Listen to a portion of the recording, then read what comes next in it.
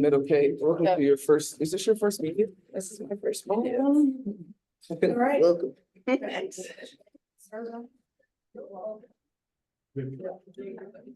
What's up, guys? Adrian Hernandez with Odyssey Sports. Kate, congratulations on your first post press conference. I do want to ask you before the game, obviously, you and Caitlin had that moment at center court that went super viral. And I know you guys were just less than 2 months ago, but to have that moment here in the WNBA, what that mean to you?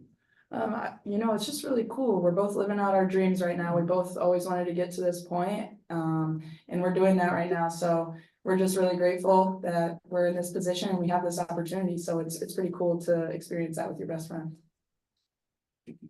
Asia Terrell Emerson from Talk That Talk Media. A lot of questions probably are going to be about Caitlin Clark, as it should be, but understanding your matchup, your direct matchup was going to be Aaliyah Boston.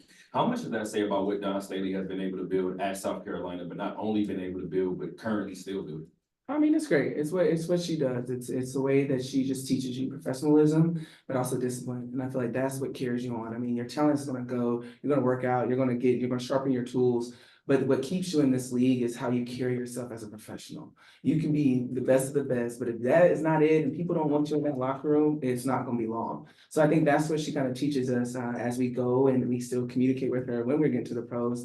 Just being you, being disciplined in whatever you need to do to get the job done, and then everything else will flow. But I mean, it speaks volumes on what Coach Staley has done with us as her players in current and also past. Hey Asia, how you doing? This is Bubba Dub from Bayou and Shay Media. I just want to ask you a question. What's the difference in your game from last year and this year?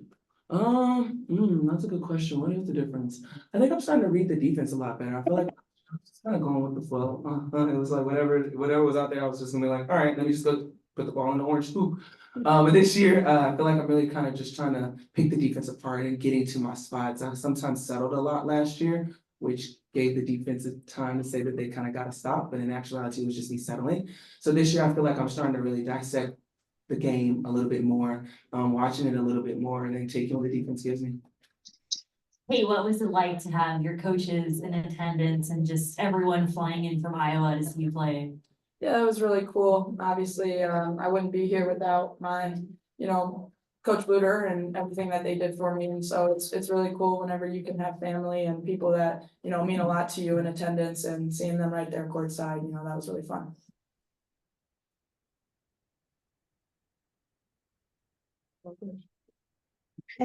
Question for all three.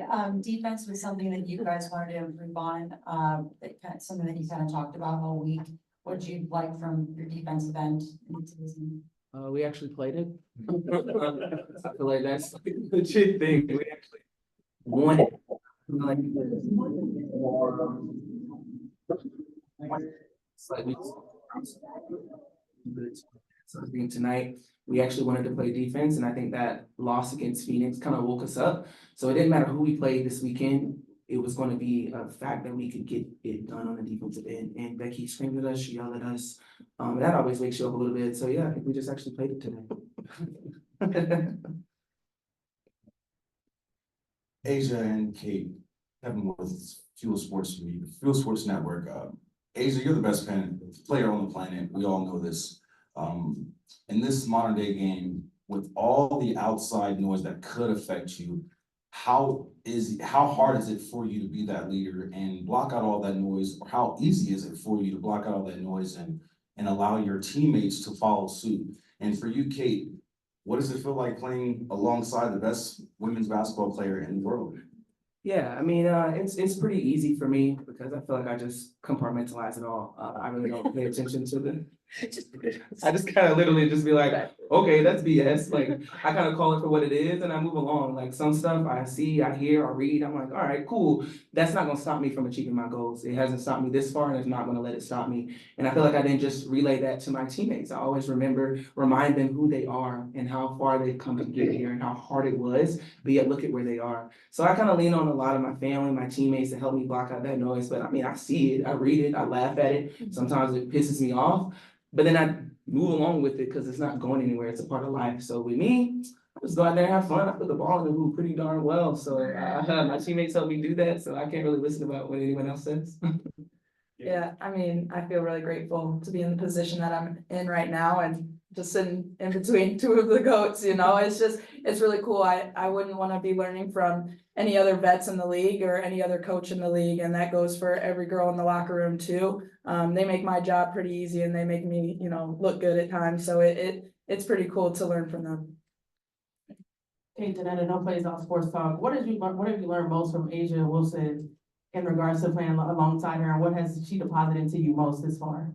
Yeah, Asia has instilled a lot of confidence in me with, you know, she might not even realize she does, but honestly, like, anytime I mess up, she looks at me and it's one of those like, you're good, like it happens, you know, and that like takes so much pressure off of myself because I'm very hard on myself. Or, you know, if I don't take advantage of, you know, a mismatch or an opportunity when I can drive, she's gonna tell me to believe in myself and, you know, look to score. That's what I'm out there for. And so it's really cool to watch her work. You know, sometimes I try not to be in awe, but you know, I feel really grateful to, you know, have a leader like her on our team.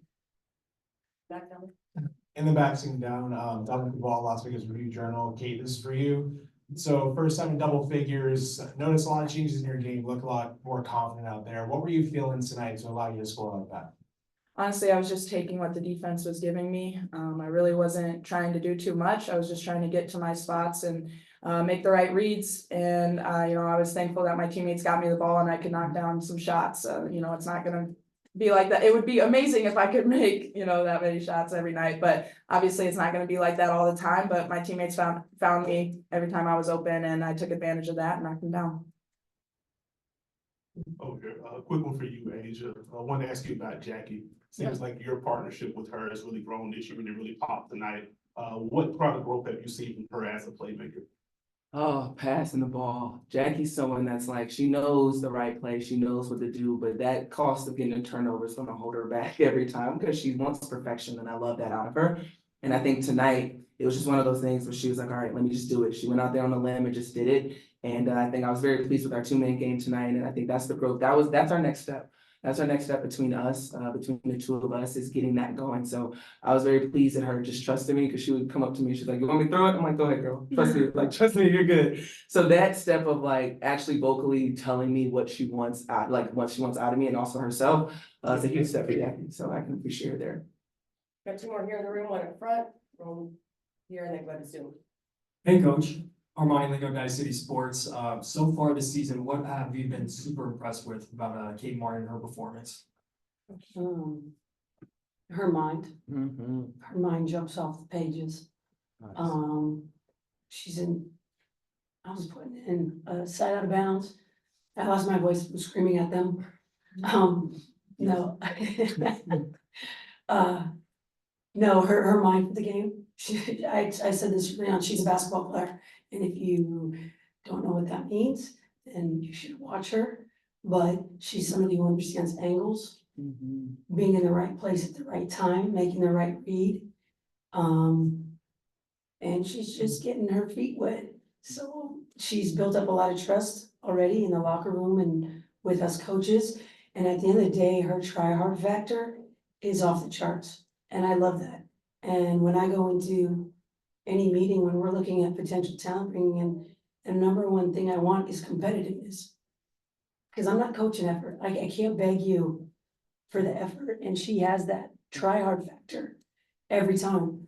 And then, I mean, like I said, every time we were watching Iowa play, all of us go, me, Nat, Tyler, were like, damn, we love that Kate Martin kid. Oh, she's so good. She's so solid. And it was that, I mean, you know, so, when she was at the draft, obviously, she didn't know anything.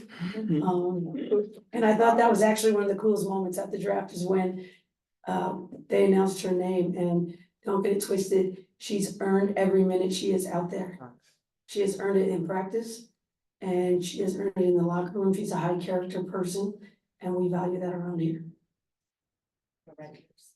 Andrew, throughout the season, the teams face various challenges such as injuries, integration of new players, Investigations.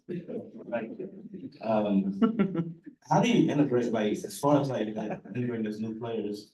into the championship nucleus that you have. How has the team been able to adapt to these adversities, maintain high level performances?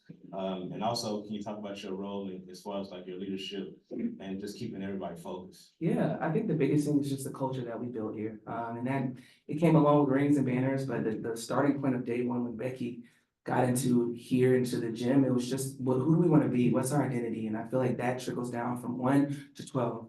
And that there, it doesn't matter what goes on around us, doesn't matter the outside noise, we always maintain that culture inside of us and know that when we step foot on the court, people want to beat the aces. And when we say it's aces versus everybody, it's really aces versus aces. Like we just so locked into us, our system, our culture, that we really can't worry about the outside noise. So for me as a leader, I try my best to keep the outside noise outside.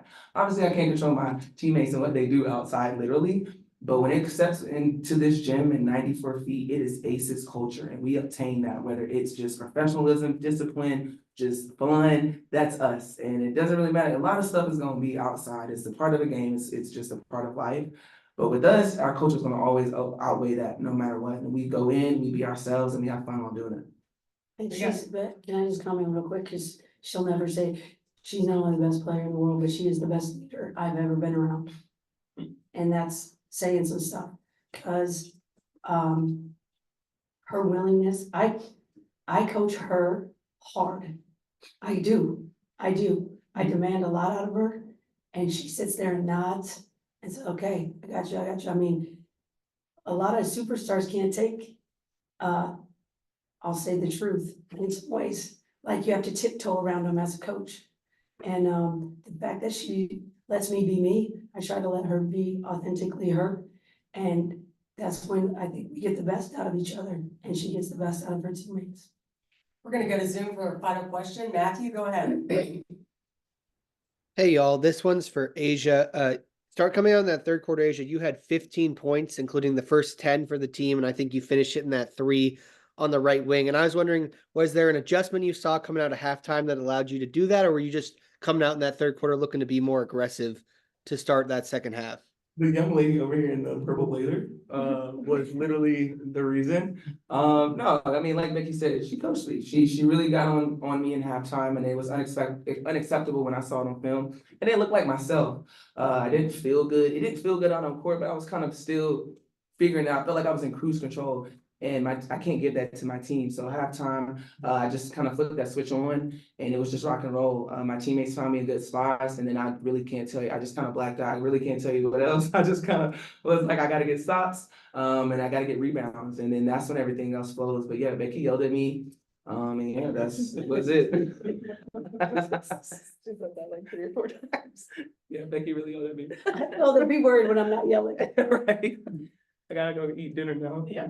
All right, bye. Thanks, everybody. Thank you.